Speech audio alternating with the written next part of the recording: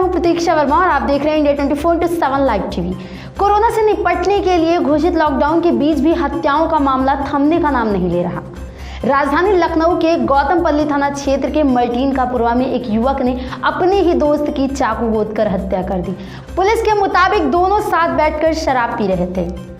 नशेबाजी के दौरान हुए विवाद में आरोपी दीनानाथ ने अपने दोस्त आशीष की चाकू से गोदकर हत्या कर दी। पुलिस ने हत्यारोपी को गिरफ्तार कर वारदात में इस्तेमाल चाकू और गमछा बरामद कर लिया है।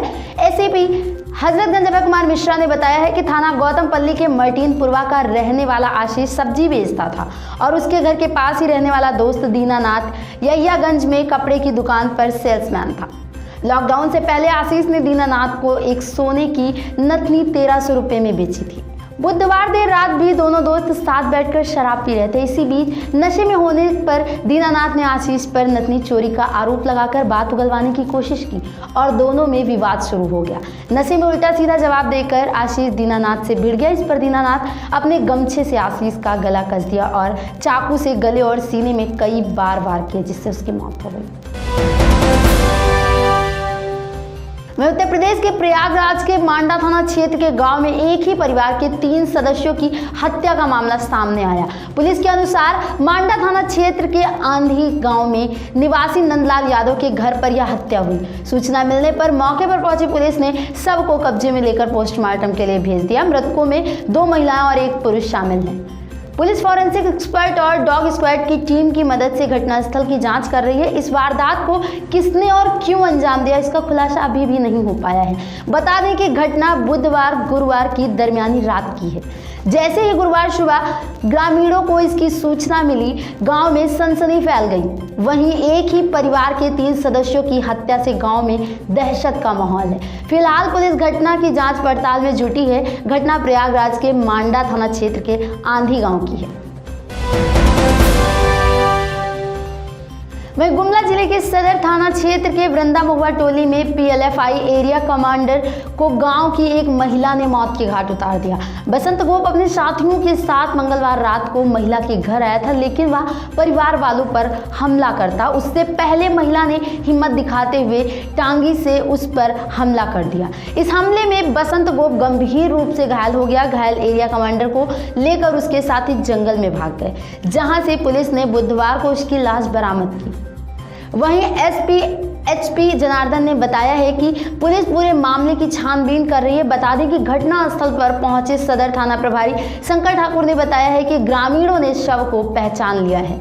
मृतक की पहचान पीएलएफआई के एरिया कमांडर बसंत गोप के रूप में हुई है। बसंत गोप पर हत्या और लेवी के कई मामले विभिन्न थानों में दर्ज हैं। इस घटना से पीएलएफआई संगठन के इलाके में स्थिति कमजोर हो गई है।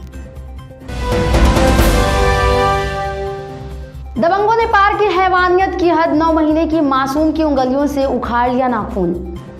एक और जहां वैश्विक महामारी कोरोना से लोग अपनी जान बचाने की जद्दोजहद में लगे हुए हैं, वहीं लॉकडाउन में दबंगों की दबंगई के भी मामले सामने आने लगे हैं। एक ऐसा ही मामला सामने आया है मगध विश्वविद्यालय थाना क्षेत्र का, जहां शिवगंज गांव में एक ही परिवार के करीब 6 सदस्यों के साथ घर में घुसकर गांव के दबंगों ने मारपीट की। वहीं एक 9 महीने की बच्ची के साथ भी उन्होंने क्रूरता की और उसकी 3 उंगलियों के नाखून उखाड़ दिए। इस घटना में 2 महिलाएं, 2 पुरुष और 2 मासूम बच्चों को दबंगों ने निशाना बनाया। मौके पर पहुंची पुलिस ने सभी घायलों को इलाज के लिए सदर अस्पताल भेज दिया, जहां घायलों का इलाज किया जा रहा है। वहीं सभी आरोपी फरार हो गए हैं। दरअसल पीड़ित परिवार के लोगों ने किसी से जमीन खरीदी थी, जिसकी मापी हो गई थी, लेकिन दबंगों के द्वारा उक्त जमीन के एवज में और पैसे मांगे, जिसे पीड़ित परिवार देने से इनकार कर रहा था। इसके बाद दबंगों ने शराब के नशे में उक्त परिवार पर हमला कर दिया। वहीं रात 11 बजे घर से अचानक गायब हो गई युवती। सुबह खेत में मिली लाश। मुजफ्फरपुर के सकरा थाना क्षेत्र के चंदनपट्टी गांव में एक युवती की दुष्कर्म के बाद हत्या कर दी गई। युवती सकरा के ही एक दूसरे गांव की रहने वाली थी। उसका शव चंदनपट्टी में मक्के के खेत में मिला। शव पर जख्म के कई निशान हैं और उसी के दुपट्टे से गला घोंटकर हत्या की गई। दुष्कर्म के बाद हत्या की इस वारदात से पूरे इलाके में सनसनी फैल गई है। सकरा पुलिस ने मौके पर पहुंचकर पूरे मक्का के खेत में मुआयना करने के बाद शव को कब्जे में लेकर पोस्टमार्टम के लिए भेजा। स्थानीय लोगों से मिली जानकारी के मुताबिक युवती बीती रात 11 बजे अपने घर से गायब थी। परिजन रात भर उसे खोजते रहे। सुबह मक्के के खेत में कुछ लोगों ने उसका शव देखा। अज्ञात की पहचान के लिए कुछ लोगों ने युवती के शव की तस्वीर व्हाट्सएप पर भेजा तो उसके परिजनों को इसकी जानकारी लगी। वहीं कोरोना से निपटने के लिए घोषित लॉकडाउन के बीच वाराणसी में हत्या का मामला सामने आया। शिवपुर थाना क्षेत्र में बुधवार रात शराब पी रहे दोस्तों ने नशे में एक युवक की ईंट पत्थर से कूचकर हत्या कर दी। घटना की सूचना के बाद पुलिस व उसके घर वाले युवक को पास के अस्पताल में लेकर पहुंचे, जहां डॉक्टरों ने उसे मृत घोषित कर दिया। बताया जा रहा है कि शिवपुर थाना क्षेत्र के शुद्धिपुर इलाके में एक खाली प्लॉट में शराब पी रहे 3 युवकों में किसी बात को लेकर कहासुनी हो गई। इस दौरान मनीष सोनकर नाम के युवक को अन्य दोनों ने ईंट पत्थर से कूचकर मौत के घाट उतार दिया। वारदात की जानकारी होने से इलाके में हड़कंप मच गया। आनंद फानन में पुलिस और परिजन मनीष को लेकर मंडलीय अस्पताल पहुंचे, लेकिन तब तक उसकी मौत हो चुकी थी।